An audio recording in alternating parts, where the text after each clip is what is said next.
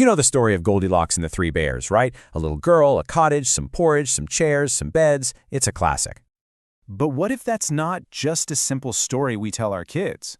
What if it's actually a blueprint for how we learn, how our brains are wired, and maybe, just maybe, how we should be running the entire global economy? Let's dig into how a simple fairy tale might just explain everything. Think about the pattern in the story. It's actually pretty simple, but it's powerful. The first bowl of porridge is way too hot. The second is too cold. But that third one, it's just right. The first chair is too hard, the second's too soft. You know how it goes. It's this constant search for that perfect middle. Turns out, this pattern has a name. Some literary critics call it the dialectical three. The idea is that the best path is always found by striking a balance between two opposites. And this isn't just some clever trick for telling stories. It might be a fundamental principle for how we make sense of our world. So yeah, this just right principle, it's not just for fairy tales. It actually seems to be hardwired deep inside our psychology, almost like a piece of mental software we're all running from the day we're born. In fact, scientists who study how babies learn have discovered that their brains are designed to filter information in a very specific way. It's a strategy that helps them learn as efficiently as possible without getting totally overwhelmed. They call this the Goldilocks effect. For example, in one study, researchers showed infants a bunch of different events. Now, if an event was super simple and predictable, the babies got bored and just looked away. And if it was way too complex and chaotic, they got confused and looked away. So here's the key takeaway. We are hardwired, literally from infancy, to hunt for that perfect middle ground of information. Nothing too simpy, nothing too complex, but something that's just right. It's our brain's built-in strategy for learning as much as possible without burning out. Okay, so if our brains are wired for this from birth, what happens when we take that same idea and apply it to something incredibly complicated, like a country's entire economy? Well, economists are now using this exact same framework to talk about fiscal policy. A government strategy can be too cold, too conservative, risking slow growth and a sluggish economy. Or it can be too hot, way too aggressive with spending, which raises some major questions about whether all that debt can ever be sustained.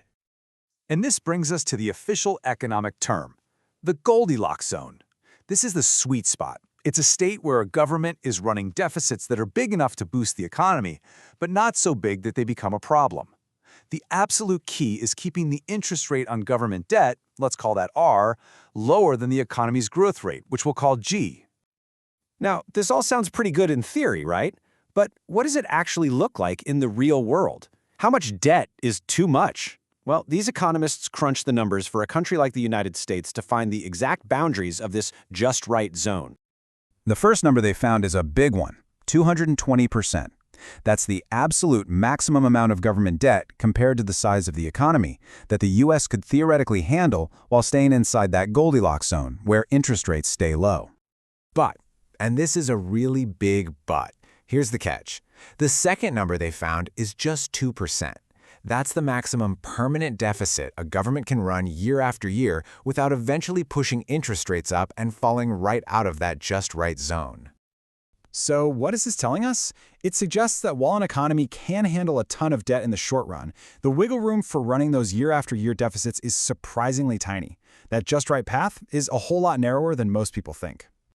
And this is where it gets even more complicated. That Goldilocks zone, it's not permanent. It's not guaranteed.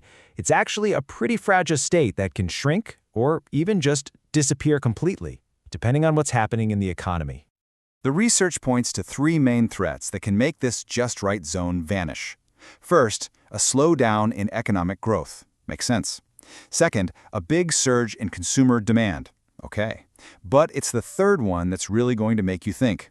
A decline in income inequality.